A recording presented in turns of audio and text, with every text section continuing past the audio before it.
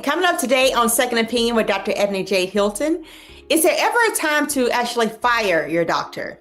A physician who served in President Biden's administration helps patients advocate for themselves, and she explains why sometimes you have to be aggressive to navigate this complex healthcare system. And then autism in children. What are the early signs that your child may actually be on the spectrum? What questions every parent should ask their pediatrician?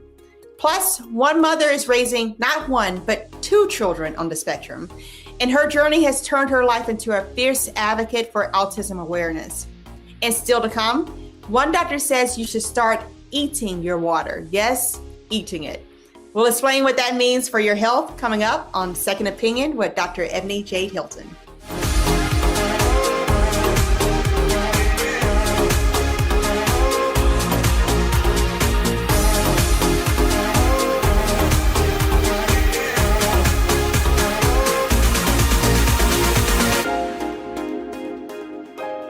Now, up first, fighting for your health. We've heard the term patient advocate. They help patients and their loved ones navigate the healthcare system in many ways, like communicating with doctors, finding legal help, working with insurance companies, and setting up tests and screening. But what if you don't have an advocate? How do you become one for yourself or your loved one?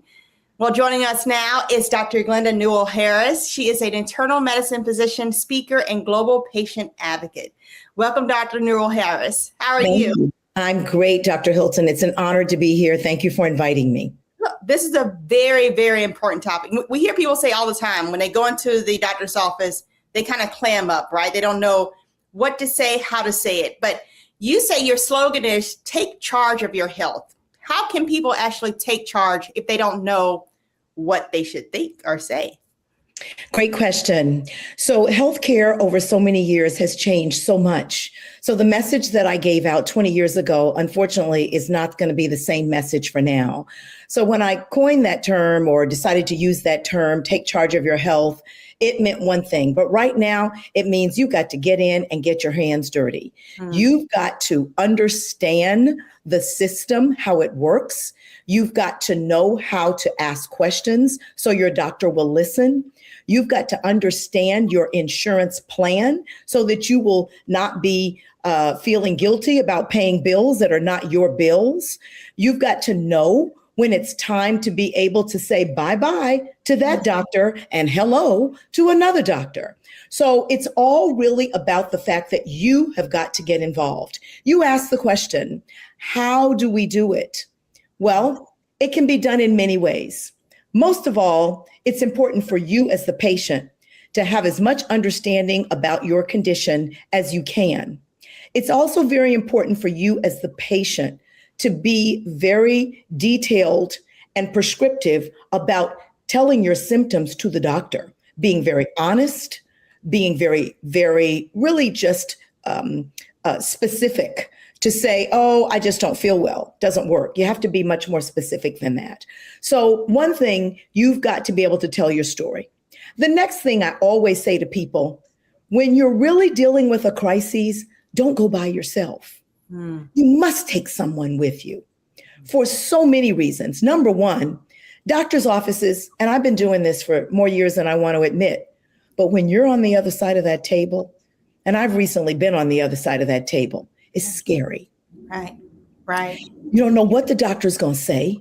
You're thinking the worst, certainly if you are a physician. Some people are eternal optimists. I love hanging out with those kind of people. They help me balance out my, oh my gosh, it must be this. But you must take someone with you. You take someone with you that knows you. And the reason you take them is because, number one, they're likely to be a bit more calm than you are. They're likely to be more realistic with the doctor than you are. And when the doctor happens to give you some information that you may not want to hear, you're going to hear only the bad. That companion is going to hear the good. You've got this condition, but this is how we can treat it. Not, oh my gosh, I've got this condition and I'm stuck with this for life. So you want to bring someone with you because they can help tell the truth. They can help be honest with the doctor when you're not being honest with yourself. They can hear messages that you really aren't going to hear because you're so frightened. Right. And it's one of those things when you say having this conversation with your doctor. There's been so many times when my family members call me after they leave the doctor's office and say, hey, what does this mean? And how can we encourage people to actually ask the question, right? Many people say they feel intimidated when they walk through the walls and they see someone walking in with a white coat. What advice do you have for people who say that their concerns are possibly even being dismissed when they're inside the exam room, and how can they find their voice? So that's another excellent question. First of all, it's important that you understand that your health is the most important thing that you need to focus on. If you've got a family, you need to focus on your family. But let me tell you, your health comes before that job. I know the job may be paying your health plan, but your health is most important. So you must go in there empowered, just like when you go to the mechanic and tell the mechanic, my car won't start. You don't go in and say, oh, there's something wrong with my car. You say, oh, I was at the stoplight and it went out on me and I couldn't crank it up. You're very specific.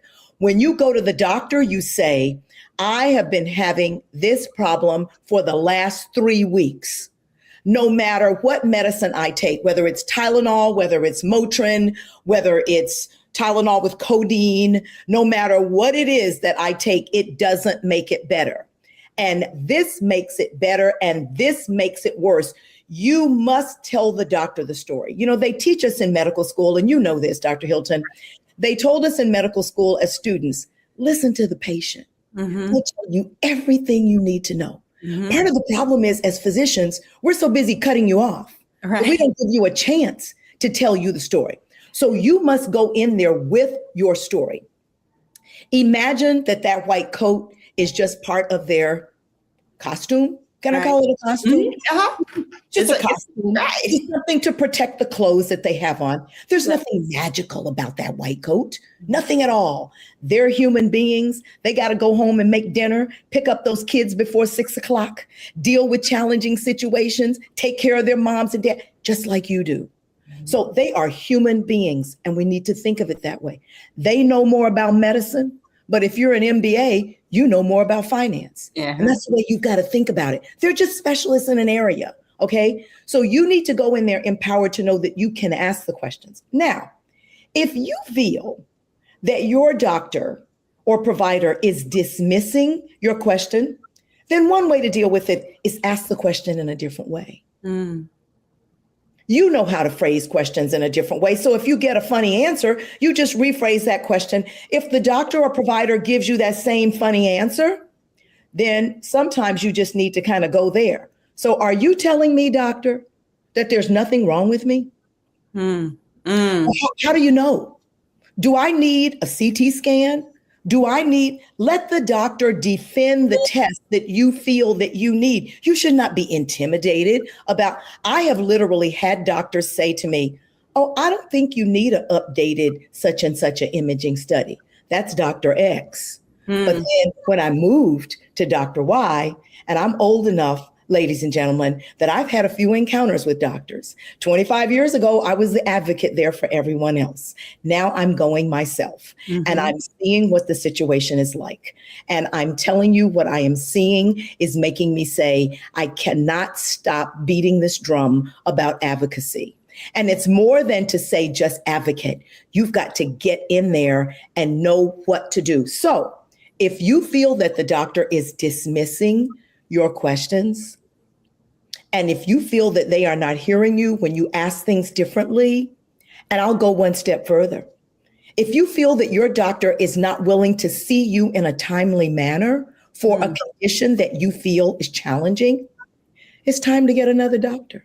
You bring up a good point about the time, because oftentimes it is difficult to get into a doctor's office, right? If you're waiting for an appointment with your doctor, how many days or weeks should you wait before you say, hey, I'm moving on to the next? Well, let me just tell you what I did. And I'm a doctor. So I have a medical condition. I had an established relationship with a specialist. I had a problem. I called. The wait was 2.5 months. Wow. So being the loyal patient that I am, I sat around with the condition saying, Oh, I think it can wait. Mm. I'll just push myself on through this issue.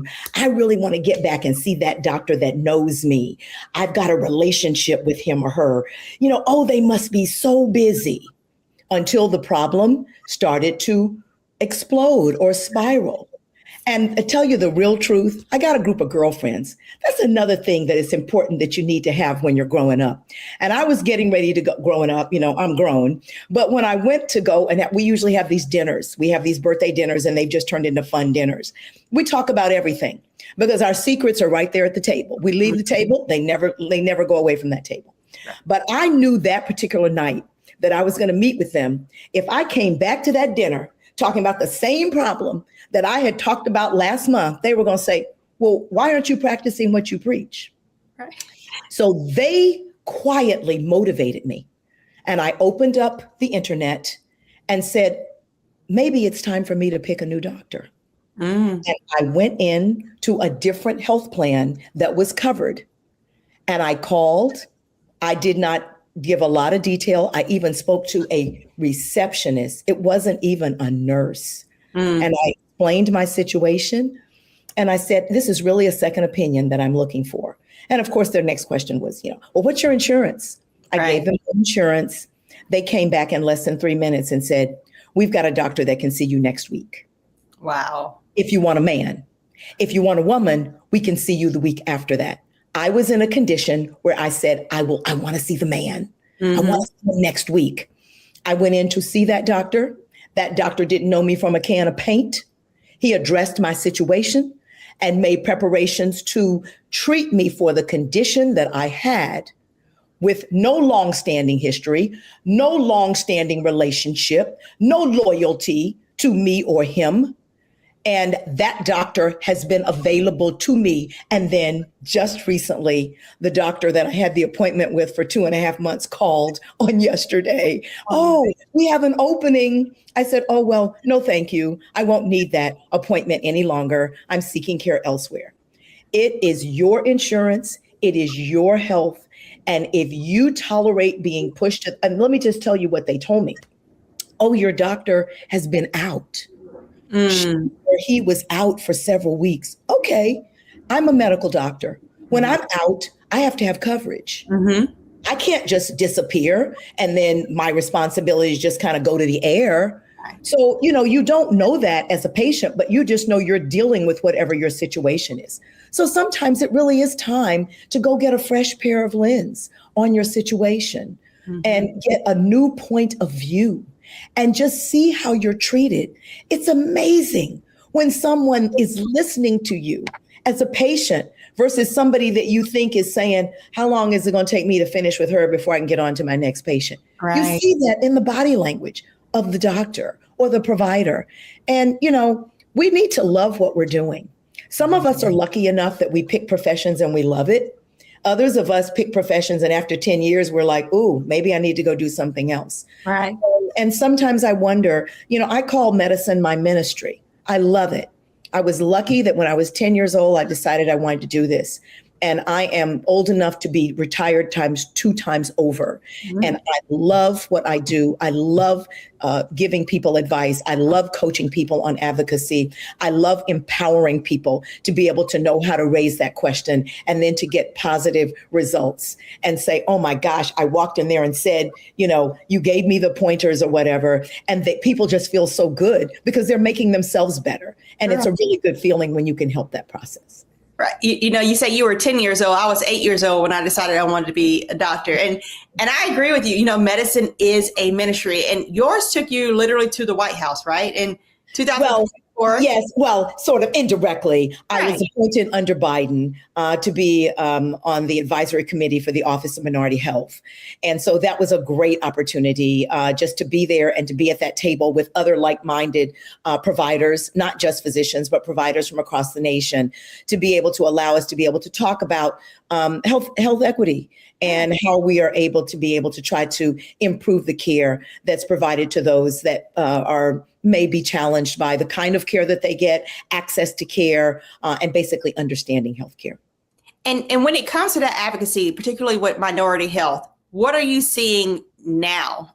We've had a change of administration. Have you seen any changes in the movement or the progress of minorities receiving care and access? So what I'm seeing doesn't have a good look to it. The hospitals in many communities are folding. And so that's decreasing the access to healthcare. For many of us, we really don't understand or appreciate the value and the importance of a primary care physician. And so some of us still tend to utilize the emergency room for our care. And so we don't understand why we sit in the ER for 5 hours with a really bad chest cold. But that's because all the gunshot wounds and stab wounds and all those urgent, heart attacks are all going ahead of you. So I'm seeing people that are having trouble getting access to care. I'm having people having the same challenge that I'm having. They're calling for the appointment and they can't get the appointment. And they think that if the appointment is set out 2 to 3 months later, it's okay to wait. Right. They think it's okay to wait. And so they wait. And so here we sit and we still don't get the screening mammography that we're supposed to get. We don't get the screening colonoscopy. I mean, after all, I know very few people that raise their hand and say, hey, I'm in line for the colonoscopy. I can't wait to get it. But you need to have it. We've had huge strides in colon cancer screening and breast cancer screening and more. But you've got to be able to keep those appointments. I'm also seeing people losing their jobs. And as they're losing their jobs, they're losing their health plans. And I'm also seeing people being asked to get high deductible health plans. And so you've got to be able to have money to be able to pay that high deductible $1,500, $2,500 high deductible in order to be able to get access to care. People are also struggling because they're caring for their loved ones. And so their own care is being pushed to the side because they're getting the baby to the doctor and they're getting grandma to the doctor, but they're not going themselves. So I say today to anyone that's listening, put your mask on first. You've got to keep your appointments for your breast exams, your mammographies, your colonoscopies, your immunizations.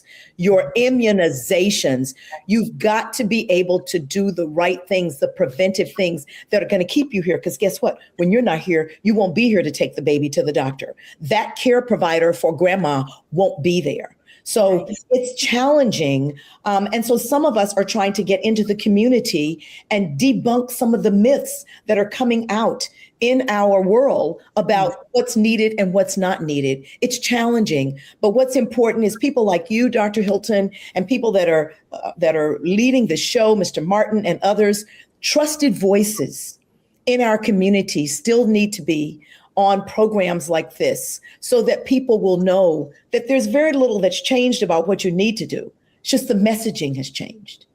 Right. Well, you also gave a very great point when you were talking about your own personal story about healthcare plans, right? You said, I actually looked at my healthcare plan and I picked someone else. Can you explain to people what do you mean by that? And if that's private insurance only versus Medicaid or Medicare, or is it fluid across all three? Great question. So there's private insurance, and then there's, of course, Medicare and Medicaid. And what you can know is that there may be 50 doctors that are primary care doctors under your private plan. I don't want to necessarily name one because I'm sure they're not paying for this this audio. So I'm not going to give that to anyone. But the private insurance plans will have a list of doctors. And some of them may be in Decatur. Some of them may be in Atlanta. Some of them may be in some of the other suburbs of the Atlanta area, or in my area. There'll be some in San Francisco. There's some in Castro Valley. There's some in Oakland. But all of those names of places that I mentioned to you, they're driving distance. They're 20, 30 minutes away.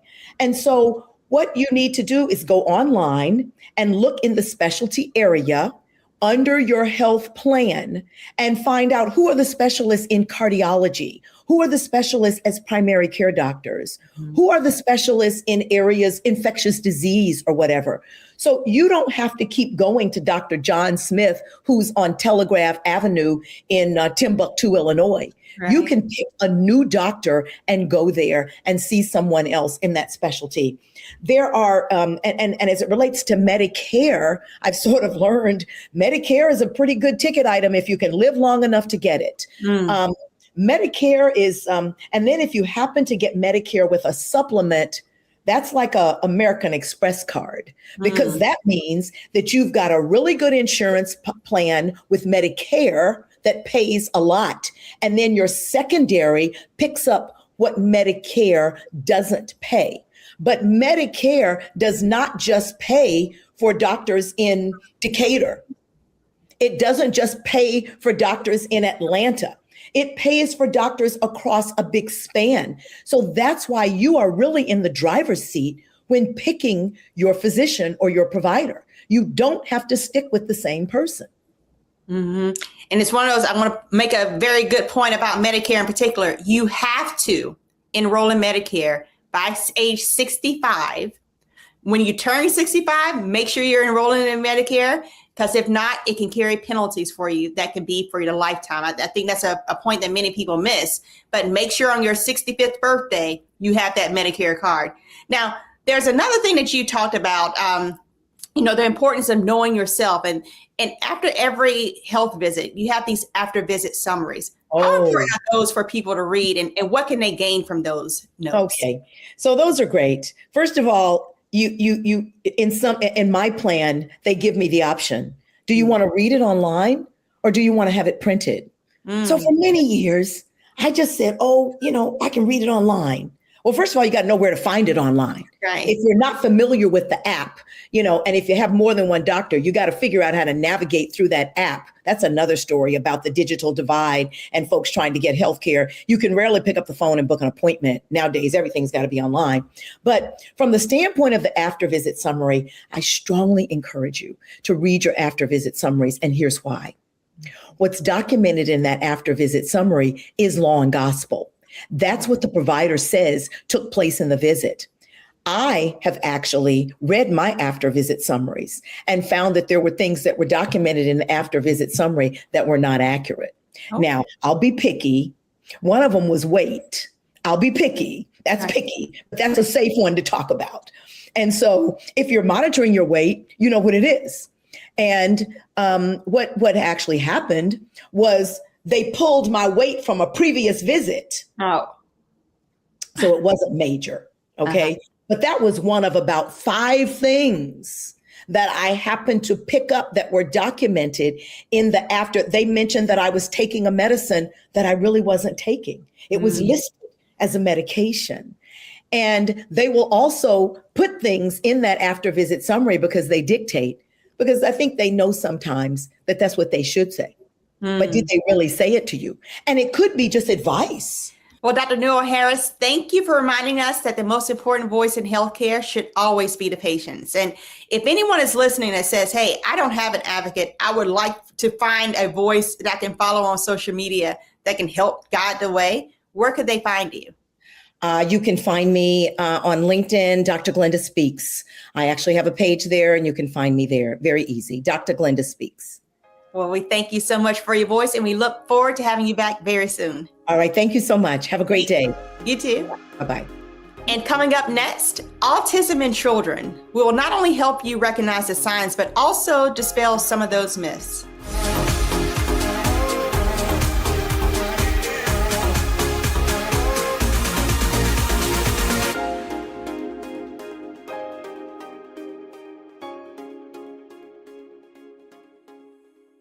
I'm Brittany Noble, Midwest-born, HBCU educated with experience in newsrooms across the country. Well, I've teamed up with Roland Martin to bring to you The Breakdown. This isn't just news. It's our stories, our voice, our community. Join me for The Breakdown, Monday through Friday at midday, only on the Black Star Network.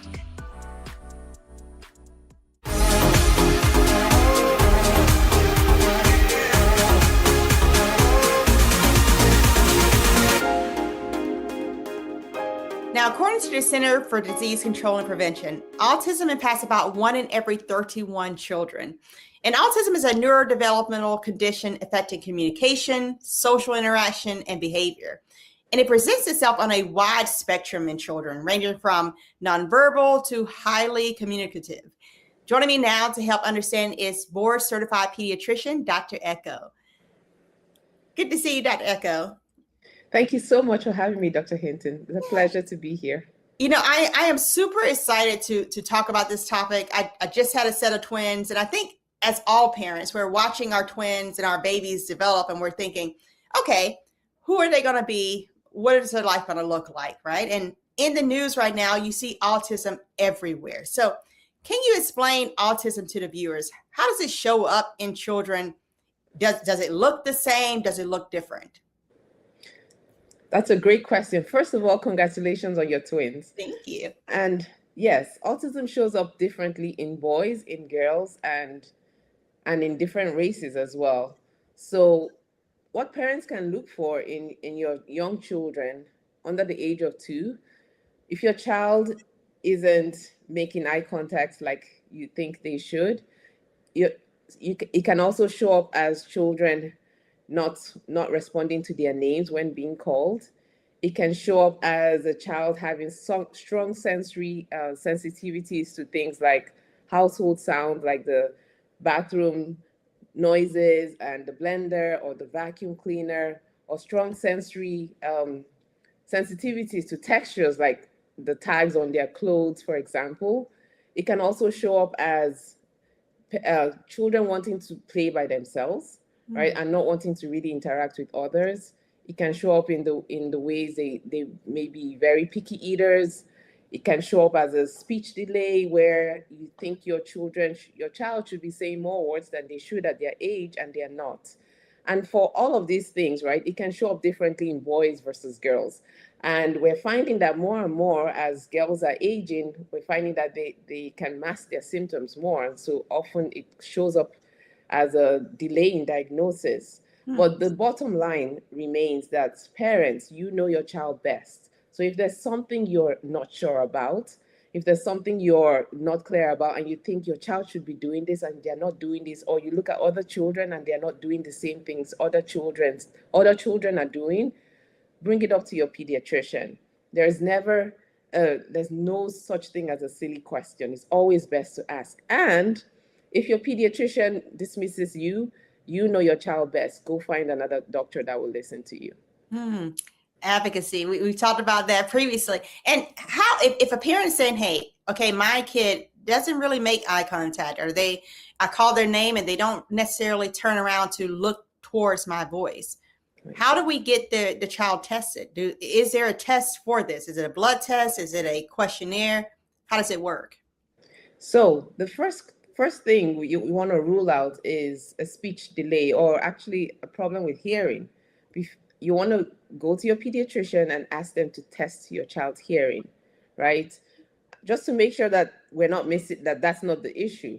And if your child can hear, then the next thing is an evaluation by a speech pathologist, which is a referral that any pediatrician can put in, or a family medicine doctor, so that the speech pathologist can evaluate your child's speech to determine if there is a delay. And if there is a delay, it doesn't automatically mean your child has autism. That's just one of the ways it can show up.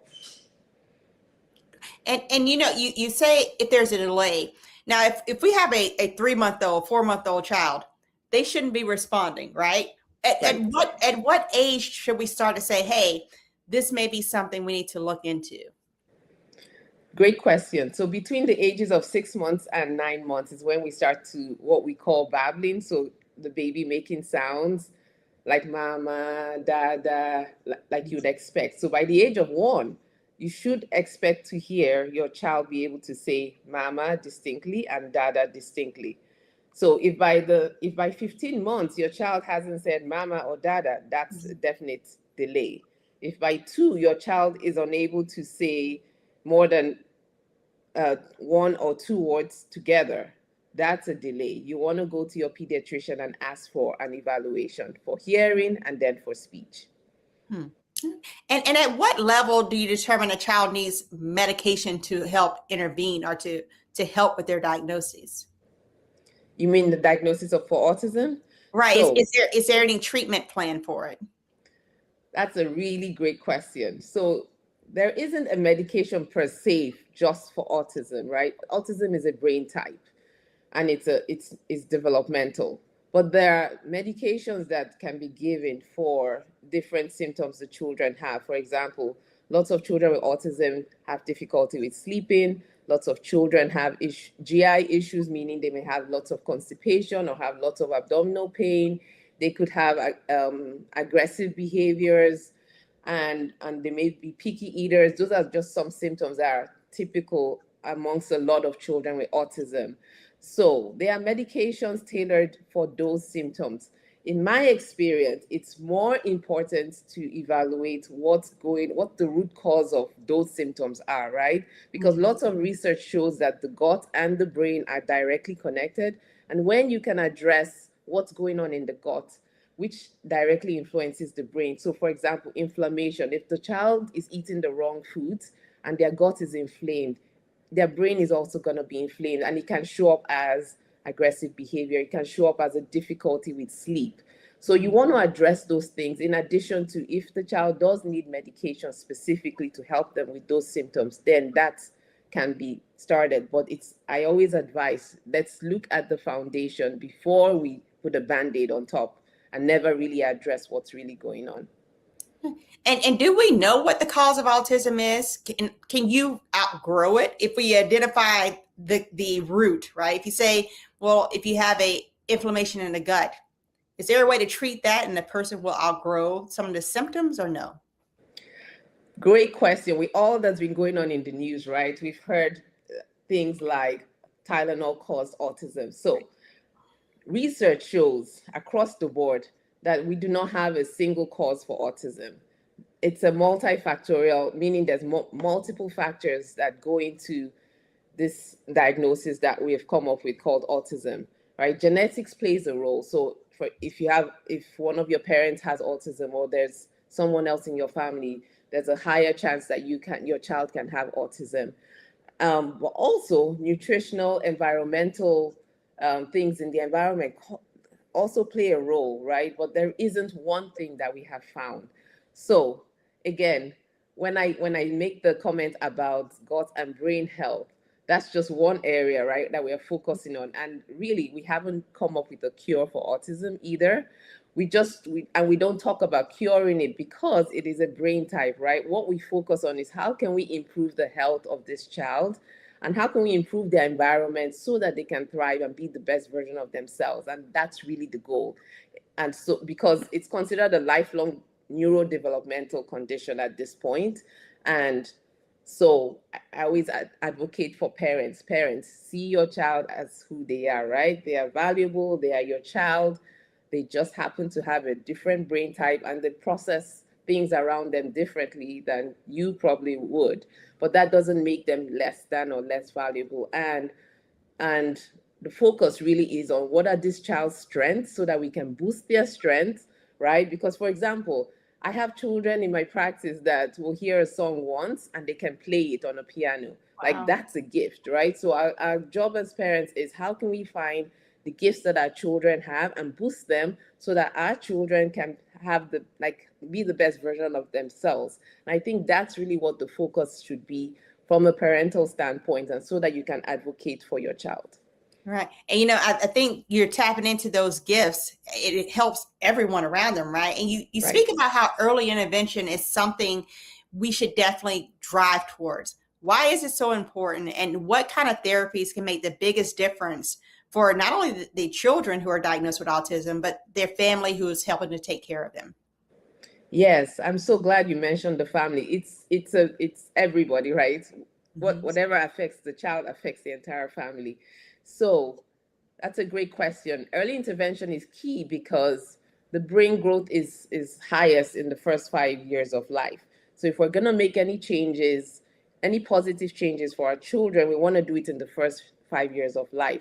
And that's why it's so critical for parents not to say, oh my goodness, I don't want my child to be labeled, because the reality is your child is going to be labeled as a behavioral issue instead of a developmental, like that there's a developmental concern. And that's two different things. Because if your child is labeled as a bad kid, even though they're nowhere close to being a bad kid, then that follows them for life and through school. And so that's why it's so important. Ask the question, seek the help. And I know in lots of states there's an access issue. And that's why I started my practice, because we're waiting 2 years plus. And that's, if you understand how important it is to get support in the first 5 years of life, then you know this child doesn't have time to wait 2-3 years for an evaluation, because that's the only way they can get the support on board. So when we say support, what does that mean? It simply means this: if your child is school age, what are the accommodations we can put in place for your child? So if your child needs one-on-one care or a smaller classroom, or they can go to mainstream classrooms, but they need to be pulled out into a smaller, separate classroom, or they need additional services.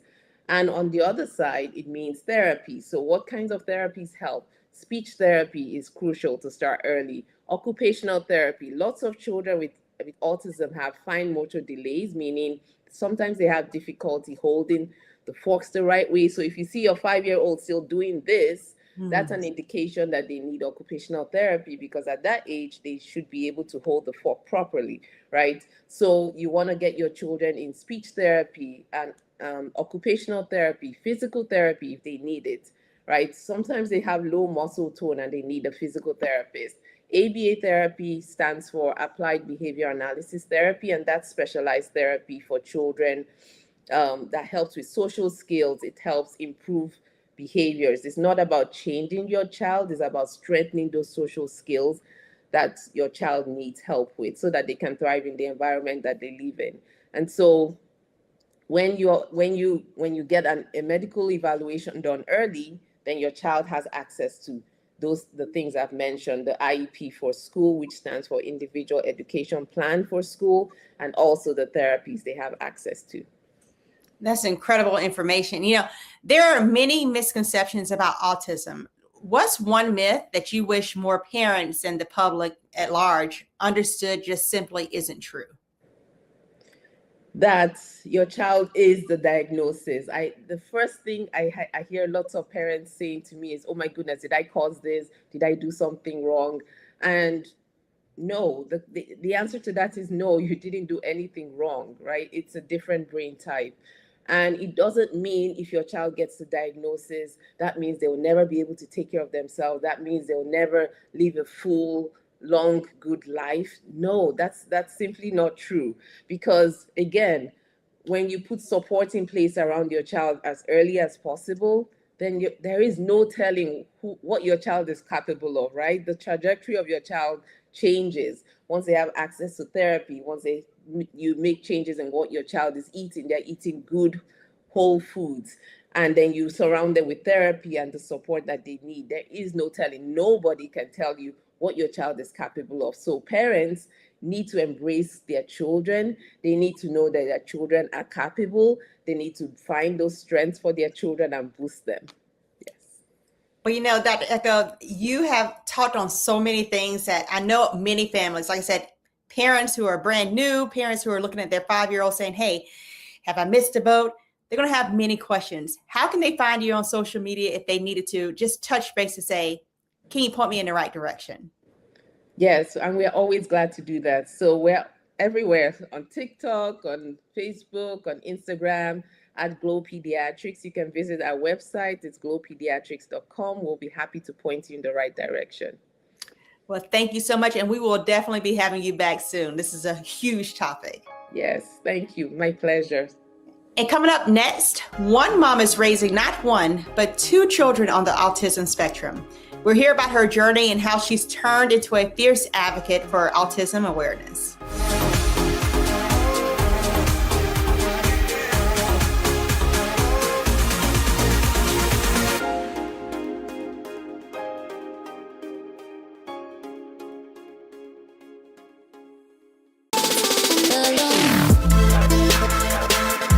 Hey y'all, welcome to The Other Side of Change, only on the Black Star Network and hosted by myself, Bria Baker, and my good sis, Jamira Burley. We are just 2 millennial women tackling everything at the intersection of politics, gender, and pop culture. And we don't just settle for commentary. This is about solution-driven dialogue to get us to the world as it could be and not just as it is. Watch us on the Black Star Network, so tune in to The Other Side of Change.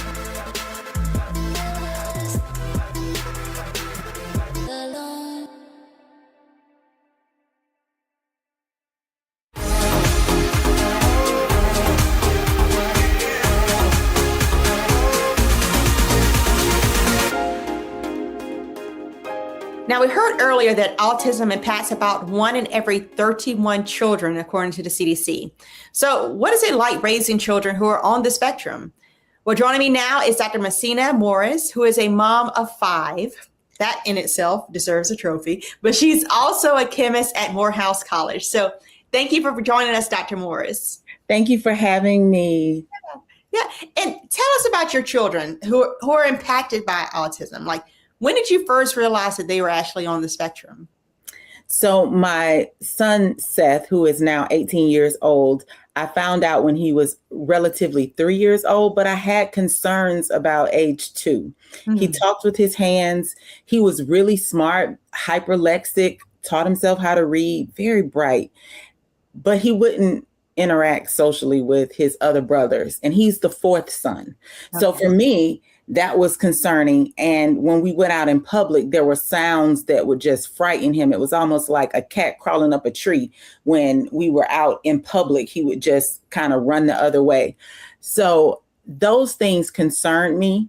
And him talking with his hands, which I realize now was stimming, was a concern for us as well. And then for as much language as he had, he did not continue to develop speech, which was very peculiar because he had a high lexile level, which means that he could read on a high level and comprehend, but he wasn't able to regurgitate that into any language of his own. So it wasn't any language that he was actually just bringing forth without being prompted for that knowledge. So. And when you mentioned a couple different symptoms that I would want to bring up to say, can you show us examples? You say he spoke with his hands, right? And you also mentioned stimming. What does that mean exactly to you? So something in his environment was overstimulating him. And the only way that he could release the overstimulation was by rocking and shaking his hands like this. Mm-hmm. Whenever he also would hear loud noises that were regular sounding to us, sometimes he would cover his ears. Mm. He also had sensory feeding issues where like he wouldn't eat certain textured foods, no soft foods, no ice cream, yogurts, nothing soft, mashed potatoes. He would only eat something crunchy or crispy, uniformed like food. Possibly because of the predictability of it all, is what they say. But he wouldn't eat anything that would be soft to texture. Also, same thing with like the clothes that he put on. They had to be a particular texture or he would literally take them off. So a lot of different things. And you said that you kind of had an idea when he was 2 or 3. Yeah. How long did it take before he actually got his diagnosis? Too long. And I was a mother to my 4th son and working on a PhD in biomolecular chemistry. And honestly, I sometimes get on myself like, what did I miss? Mm-hmm. I felt like I advocated for him at the doctor's office. I had great pediatricians around us, but there are 2 things. So it's double layered. As a Black boy, they didn't want to prematurely label him, but because they didn't prematurely label him, he also missed advocacy windows of things like babies can't wait or any early intervention that could have helped him potentially along the way. So we didn't get an official autism diagnosis and we got it through the school until he was age 4. Mm-hmm. And he got a preliminary autistic diagnosis from a psychiatrist, but that was after behaviors had become so pronounced that we had to take him to psychiatry just to get him to sleep. He would stay up 48 hours. He was a danger to himself. He was an eloper. He would bite through cable cords and batteries and couldn't be in a room alone. He didn't feel pain the same way we did. So he would jump off of surfaces, just was a complete danger to himself. And that started, as he continued to get older, that started to be more challenging. And I know that has to be extremely heartbreaking for a mother to see. What were those signs and symptoms when he was 4 years old still, or was that Oh, yes. Oh, yes. Up until he was age 8, he was not stable behaviorally. He had self-injurious as well as aggressive behaviors. He would hit himself in the head. He would hit others. He would throw things across the room. We went through things that parents don't like to talk about, but I talk about it for one reason. I'm a special needs sibling as well. I had a brother not that had autism, had a traumatic brain injury, meningitis at 4 that left him brain damage. So I grew up as a caregiving sibling. I understand the intricacies of taking care of someone who is not developmentally the same age as they should be. And so I understand the nuances of it. But parents need to be aware of fecal smearing.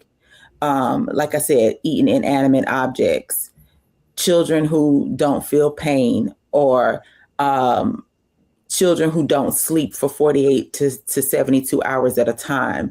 You can never get them still. They're like an Energizer bunny, and their batteries just then run out. Paying attention to eye contact, not listening for their names. They're not just being defiant. You really need to check on their hearing first, and then make sure that they are able to see and hear well. Once you know that, then you need to start looking into other testing mechanisms for autism or autism spectrum disorders. It's so necessary. With our son Cameron, who is now 8 years old, we did a sibling study with him at the age of 20 months. That sibling study saved us so much time because we were able to see the deficits in his development at that particular time, which were speech and fine motor skills. And we were able to target those particular areas, so much so that he walked primarily off the spectrum in a sense. We don't say that he doesn't have an autism diagnosis. I just don't highlight that so much. He's also a gifted child. So he is what we call a twice exceptional child, a child who is highly gifted, but also has some asynchronous development. So he's like a little Sigmund Freud, a little bit. My little Einstein that literally can multiply, divide, do calculus almost at age 8, seriously. Wow. And also the child who can barely tie his shoes. Yeah. So fine motor skills, he has dysgraphia. His handwriting is almost illegible, but he has a reading level of about a 9th grader.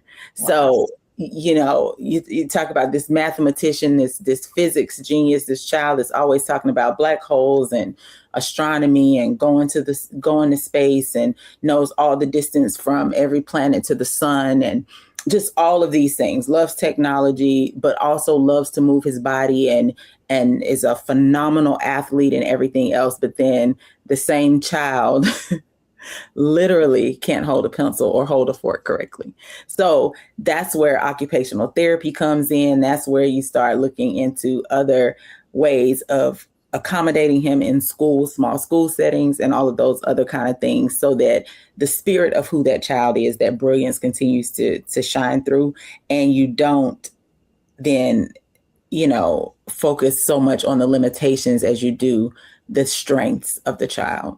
All right, good, because those are numerous amount of strengths that you listed. And, I want to go back to something you mentioned. You said a siblings test. What is it? Yes.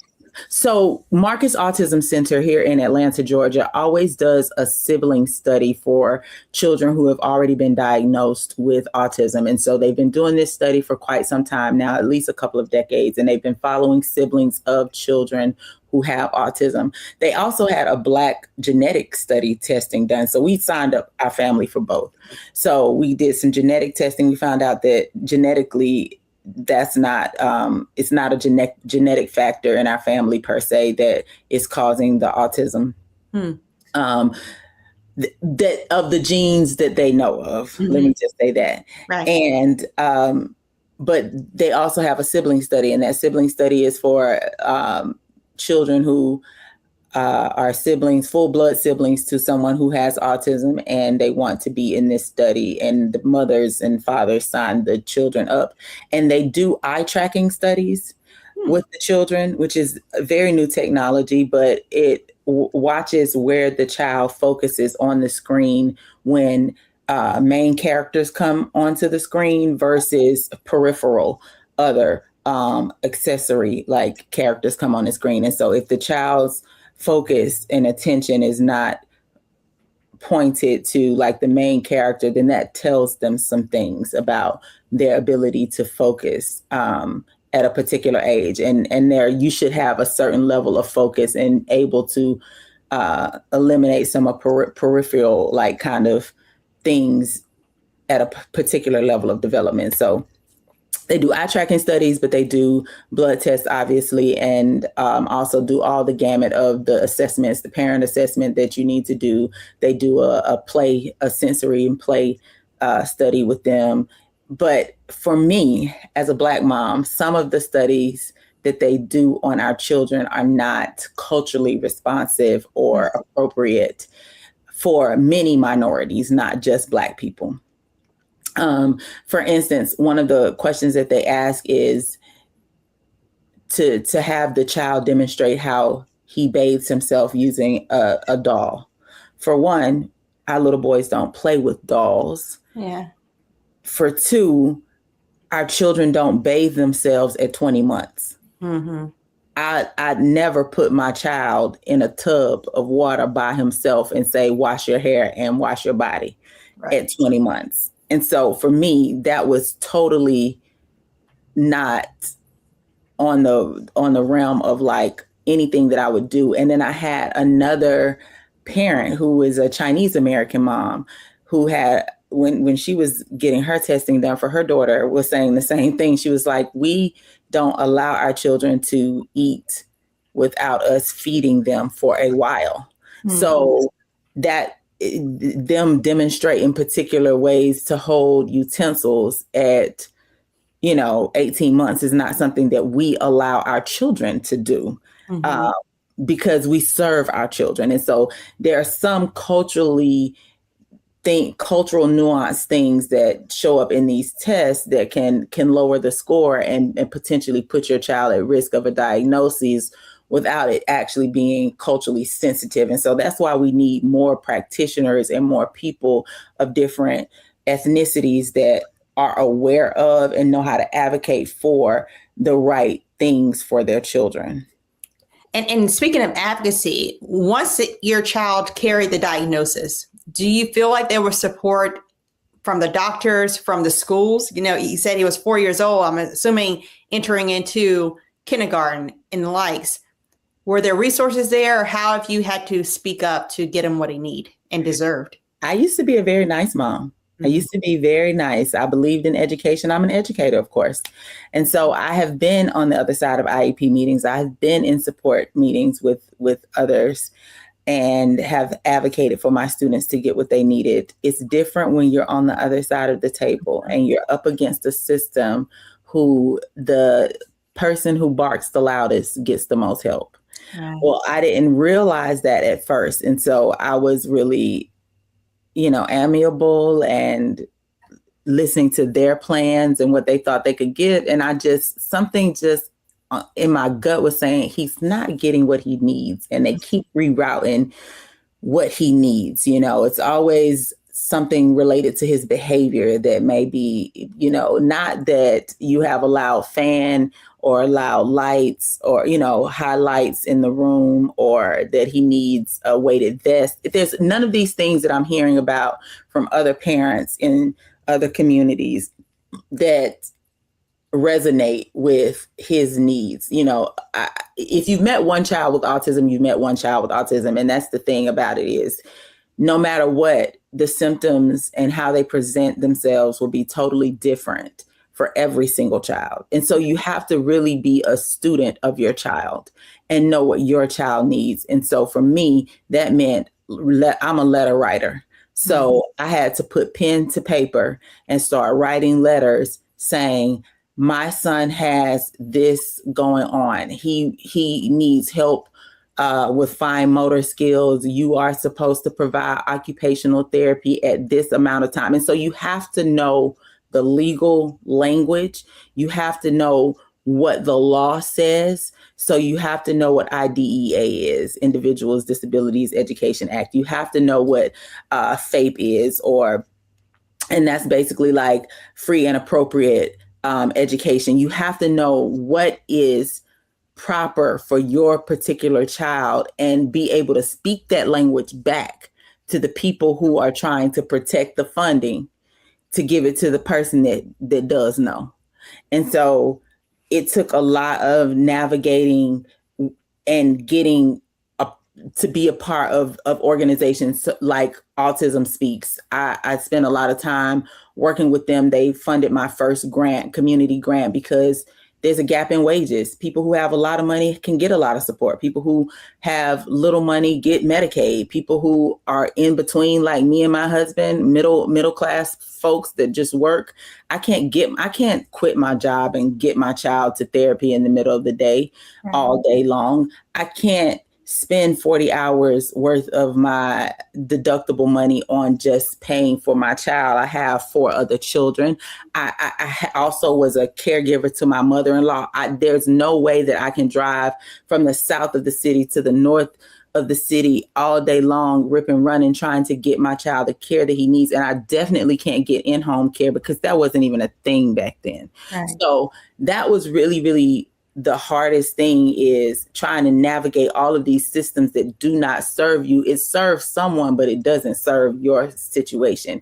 And so Autism Speaks allowed me to fund a family camp day for children who were on the spectrum, along with an urban farm. And one of my good sorority sisters and girlfriends helped me, Kaya Dean helped me put it together. And we had the Center for Puppetry Arts out there. The kids were able to experience what it's like to be at summer camp alongside their family. So it was something for the siblings. It was something for the moms and dads. It was something that was open and outside, and they were able to just be together through this camp experience. And that was just something that I needed in order to find the village of people who were going to be what we call Seth soldiers, my son's village. And that's the one thing I tell parents all the time, is to not just find your village, because these kids need community, but to be a villager too. Make sure that you are also being a good steward of the gifts that are cultivated within that community, and that you don't hide or let stigma pull your child back inward, that you continue to show them outward facing. So Seth is an author. He's a philanthropist. He does a lot of work with his own organization. We talk to him a lot about how to advocate for others. He has low expressive language, so he's limited verbal, but he understands a great deal. So high receptive language. And we have a golf tournament that we do in conjunction with the nonprofit. And we're in our 5th year of doing it and raising money for awareness. And he fields a team and they get to experience golf. He's participated in Special Olympics every season. He participates in the Sunshine League baseball team in our county. I keep him active because I need for him to have community long beyond my life, because these children will outlive their caregivers, majority of them. They don't have short lifespans because of some kind of disease. I hate to reference like childhood cancer, per se. It's not like that. So they live long lives just like anyone else. And so how do you keep the quality of their lives the same past and beyond their caregivers? And that's how we start talking about advocacy in terms of legacy building. So Seth has a book called Seth Can Do All Things, to help encourage families to look at the things that your kids can do and not so much the things that they can't do, and build upon those skills towards the glory of God. Like build towards those things to build up your family, to see them as they really are in spirit and in truth. And that is a part of what moves me, what continues to allow me to do this work and just continue to grow his person. Well, Dr. Morgan, thank you so much for sharing your story, a very personal story. If someone wanted to buy Seth's book, where can they go to find it? And so he can speak through his words to other people that maybe actually living the life similar to his. Absolutely. Amazon.com, Seth Can Do All Things by Seth Morris and Dr. Messina Morris. And he's also on Instagram at Seth Soldiers. Seth Soldiers. Thank you so much. And tell Seth we said hello. Absolutely. Thank you. Thank you. And coming up next, my next guest is helping us get summertime fine with his detox plans. We'll explain.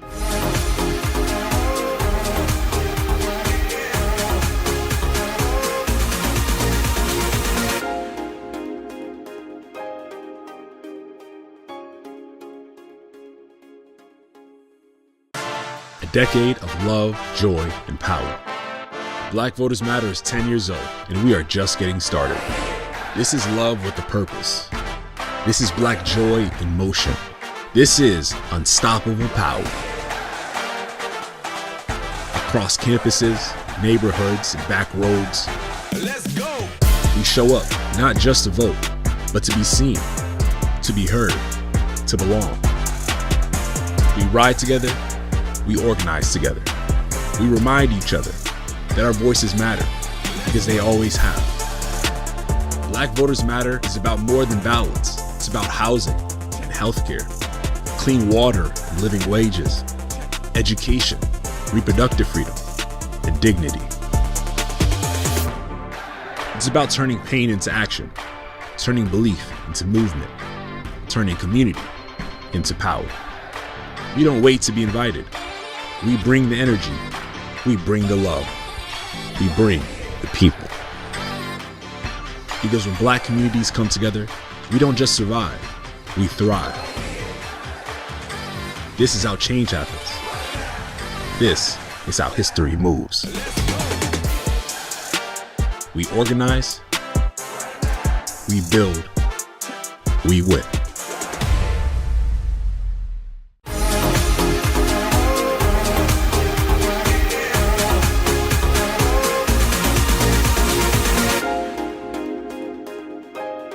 So the weather is getting warmer and people are starting to focus on their bodies as summer approaches.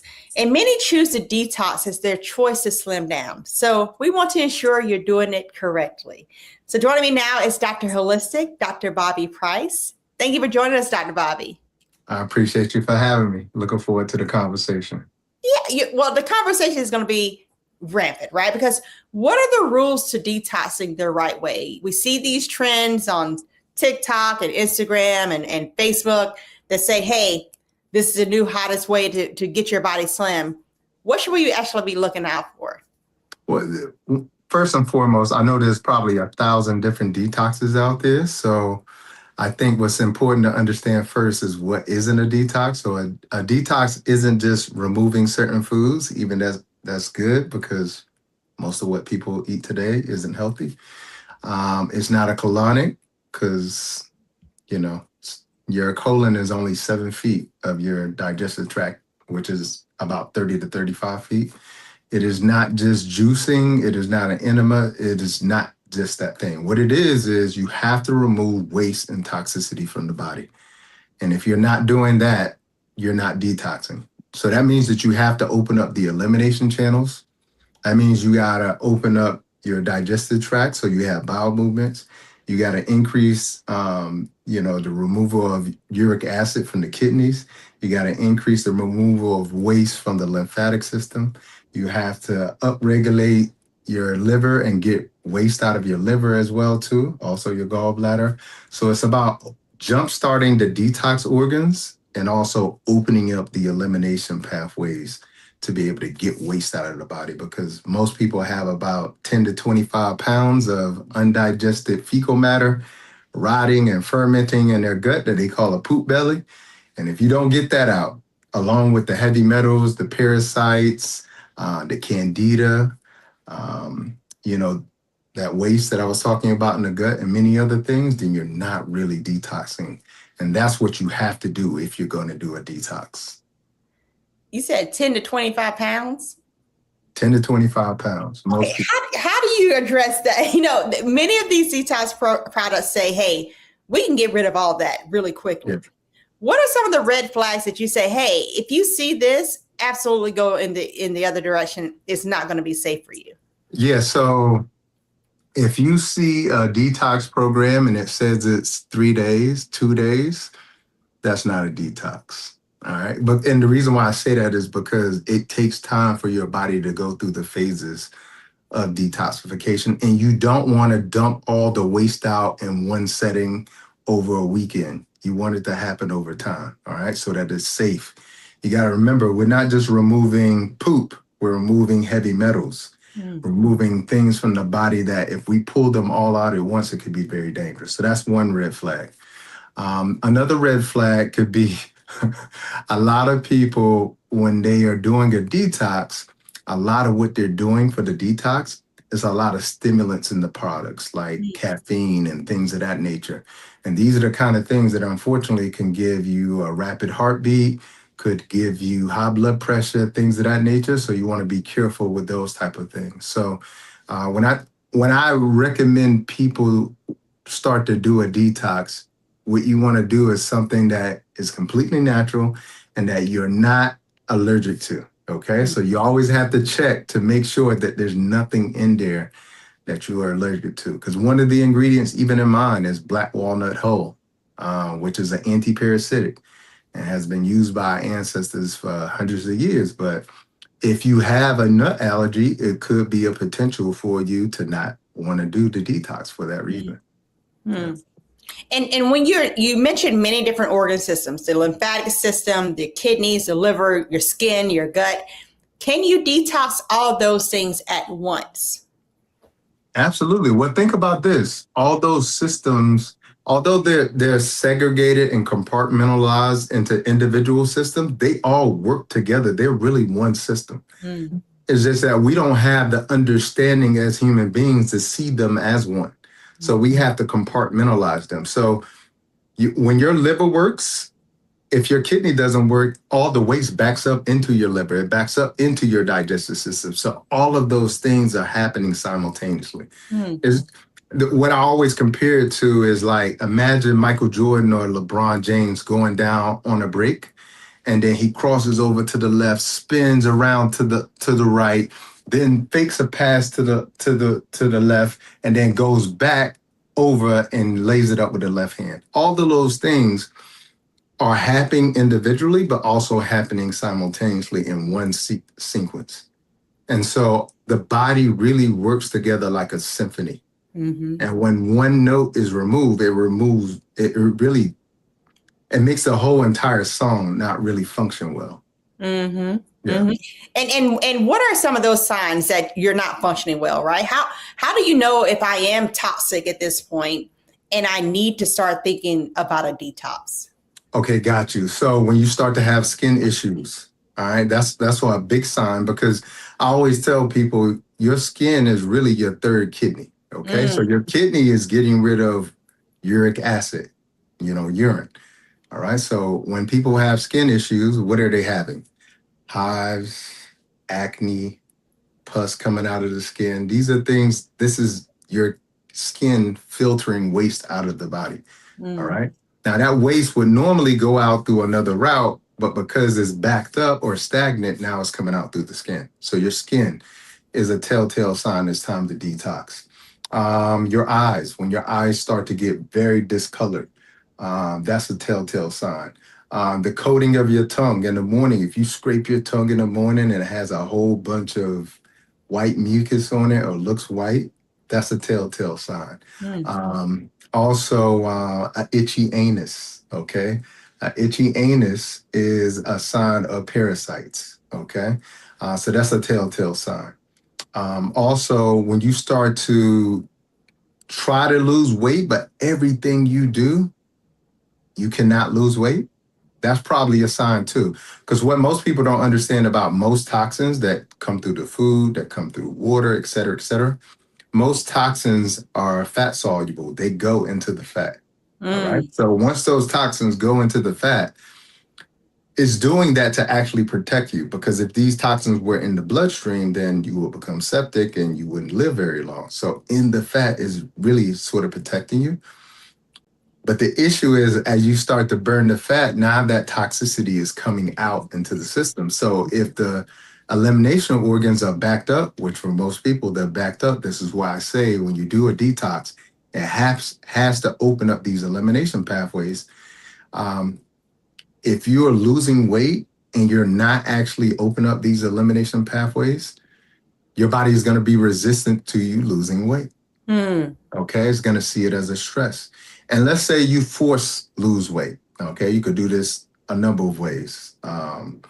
If you force the weight loss, this is when you see people, end up having skin issues, having arrhythmias, saggy skin. The issues go on, and you can always tell when somebody didn't naturally lose weight. So, And one of the things that you oftentimes hear people say if you want to remove, these toxins and waste, that we need to drink a lot of water, right?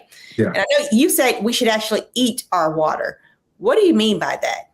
Yeah. So, unfortunately, most people think that hydration only comes through liquid form, that kind of, but, just think about watermelon. Watermelon is about 92% water. Cucumber, about 90% water. Lettuce, 90% water. And these are the things that a lot of people don't consume enough of, or when they do consume it, it's actually cooked. And when you cook anything, you dehydrate it. That's why I give everybody the example. What's the difference between a grape and a raisin? The only difference is hydration, but the raisin looks very wrinkled, right? So when you eat the raisin, your body literally has to take it back through the process of becoming a grape again to hydrate it. Okay, so that's why it's so important when you are detoxing, you have to not only drink enough water. So that's why with my detox, you're actually drinking 2 32-ounce teas every day. So you're getting 64 ounces of water every day. But also the foods that I'm recommending are very hydrating as well too, because the way that we remove waste, 70% of our bowel movement is water. Urine is water. When things come out through your skin, it's water.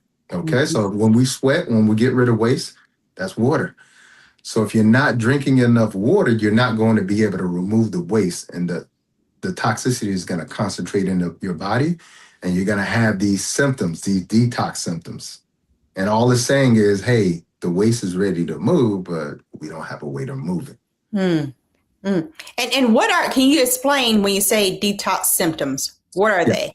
So some of the detox symptoms would be feeling nauseous, having leg cramps, a dull headache, feeling fatigued or, lethargic. I've even had people get swollen tonsils. And I explain that to people because people have to understand all the lymph nodes in your body are like little toilet stools. Okay, they dump out waste. That's why all the lymph nodes are in the folds of the body, under the arms, under the neck, in the waist, in the groin, behind the knee. They're there because that's where you sweat the most. Okay, so whenever they get swollen, what it's telling you is that the waste is backed up, but it's also probably telling you that you have an infection that lymphocytes are there attacking as well too. But if that waste is flowing out like it should, then everything will be fine. But it could be a die-off symptom because, you're stagnant, and you're having some of these detox symptoms. Now, there might be someone listening right now that says, hey, I know that I am backed up, right? Should I be detoxing? Is there a protocol or some red flag that says, hey, this person should be detoxing and this person, you're not ready to start a detox program yet, right? Yeah. Is there anything they should be looking out for? Well, there's a couple of things. So first of all, I always tell people, I even tell people with my detox, I'm like, let your doctor see it. Because one of the biggest things that most physicians are going to be concerned with is there any kind of stimulants in this? Again, caffeine and other things like that are going to make your heartbeat race, et cetera, et cetera. All right. So if they see that it's all natural ingredients and there's no herbs in there that are contraindicated towards any of the prescriptions that they're on, then they're in 90% of the cases, they're going to just say, okay, this looks pretty good. You'll be fine.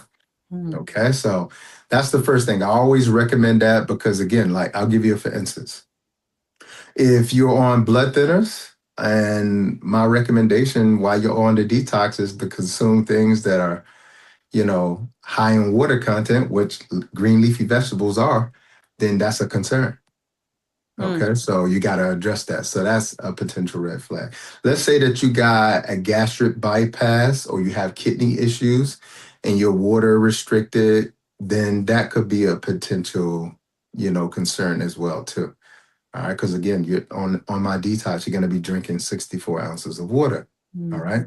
Also, if you have been recently sick, you want to let your body recover before you start a detox. Because a detox takes resources from the body. It takes resources to be able to remove certain waste. And so you want to make sure if you've been sick recently or hospitalized recently, you want to make sure you sort of get yourself back up to your normal self before you start the detox as well, too. Now, if someone says, okay, well, I'm on blood thinners, so I can't do this, or I have kidney dysfunction, I can't do this, or hey, I just had a baby, so I don't know if I can do this fully.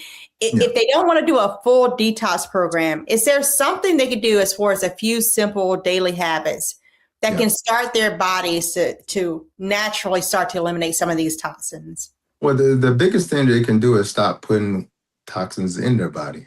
Like that's the biggest thing that you could do. Because if your body is screaming that it's toxic, it's because you've been putting toxic things in there. Right. So that's the most important thing you could do. And people, listen, when I talk to people, I said, you tell me why you toxic. Now, see, you do it. I'm like, yeah, just keep it real with me. Because the thing is, like, people love to lie. As soon as they get around me, they're like, oh, I ate a salad today. Oh, you ate a salad today. All right. So the first thing you need to do is stop being toxic. Stop eating toxic food. You know what they are. All right. I don't got to tell you what they are. The next thing you could do, other than that is start to sweat, poop, and pee. All right. That's eliminating waste. All right. If you want to sweat, that means you need to be outside in the sun. You need to exercise. You can jump in the sauna. All right. If you need to poop, it means you need to eat healthy. Your body will not poop if you're eating things that don't have fiber and it doesn't have water. All right. And most of the American diet, 69%, is ultra processed foods. All right. That means that all the fiber and all the water has been removed from it. All right. So that's really important as well, too. And then the P part is stay hydrated, stay away from sugar because sugar will dehydrate you. Be careful with the coffee and the caffeine because even though that is a liquid beverage, they will dehydrate you as well, too. We need to sweat, poop, and pee. Oh, and if people say, okay, I'm sweating, I'm pooping, I'm peeing. I know you have a detox group that you've mentioned, Summertime Fine. Yeah. What exactly is that? How can people become a part of that group, right? And is there an online platform? Where do they go? So for the past 8 years, I've been doing a group detox 3 times a year. Okay. One of my most popular ones is the one that I do in May because, as soon as spring hits and the winter is gone, people start thinking about their summertime vacations and how they're going to look in their bathing suit and their swimming trunks. And they're thinking about they're going on this vacation. They got to take off their shirt. And so they're trying to figure out how to get their whole life together in the span of a month or two. Right. Now, I'm not saying that I could do that for you, but what I can say is this. That group detox, again, for the past 8 years, we do it 3 times a year. We have 1,900 and 2,000 people every time. Wow. I've seen people lose 20 pounds, 30 pounds in 30 days. I've seen people normalize their blood pressure, normalize their blood sugars, get rid of aches and pains and inflammation, get rid of cravings and the emotional eating, and get a new sort of sense of what it means to be healthy because people don't understand your ability to care for yourself is how you will be able to fall back in love with yourself. And so I created this group. We have an online support group. Again, 1,700 to 2,000 people in there encouraging you, motivating you. You're eating healthy. You can come in there and say, today, I don't want to do the detox. People do that all the time. And they get encouraged. And by day 30, they have a totally different point of view because they've gotten all the waste out of their body. They've gotten all the parasites out of their body that are actually telling them that they want the cheeseburger and they want the sugary, the creamy, the salty, the crunchy. Okay, that's just a totally different transformation. So I have one coming up. Again, it starts May 1st. The deadline to join is April 14th.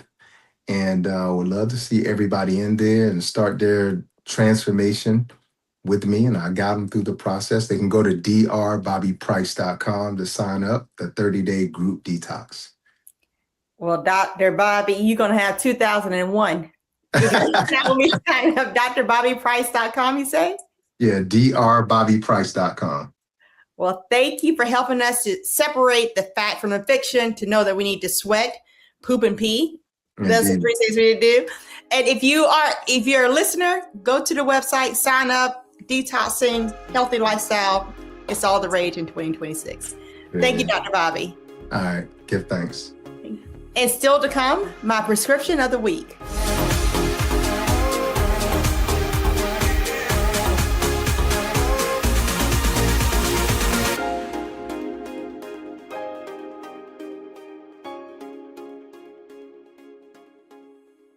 I'm Brittany Noble, Midwest-born, HBCU educated with experience in newsrooms across the country. Well, I've teamed up with Roland Martin to bring to you The Breakdown. This isn't just news. It's our stories, our voice, our community. Join me for The Breakdown, Monday through Friday at midday, only on the Black Star Network.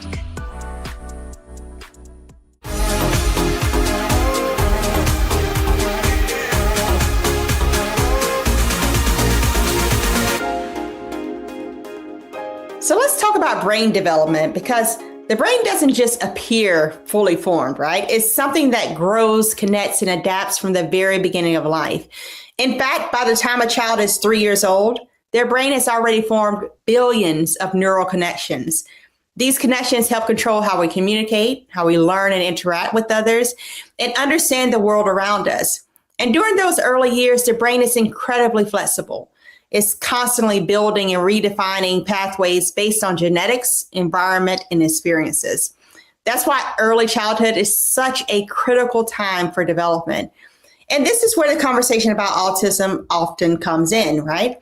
Autism, or autism spectrum disorder, is a neurodevelopmental difference that affects how the brain processes communication, behavior, and social interactions. It's called a spectrum because every individual experiences it differently.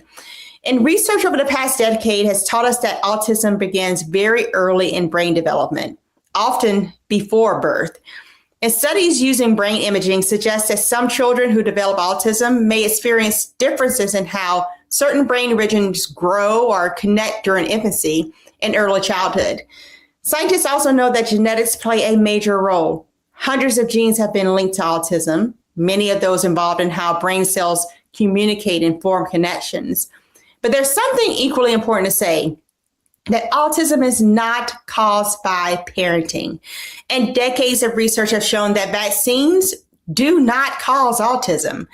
What we're learning instead is that autism reflects natural differences in how brains were wired. And some individuals may need extra support with communication or sensory processing, while others may have strengths in areas like pattern recognition, memory, creativity, or deep focus. The key is recognizing differences early. So early screening and supportive therapies can help children develop skills and confidence as their brain continues to grow. So brain development, it is very complex, and autism is a part of that complexity. And understanding it helps us support every child's potential. Because when we understand how the brain grows, we can better support the people who live with those differences every day. And that, my friends, is my prescription of the week. Thank you all for watching, and be sure to tune in next week on Second Opinion.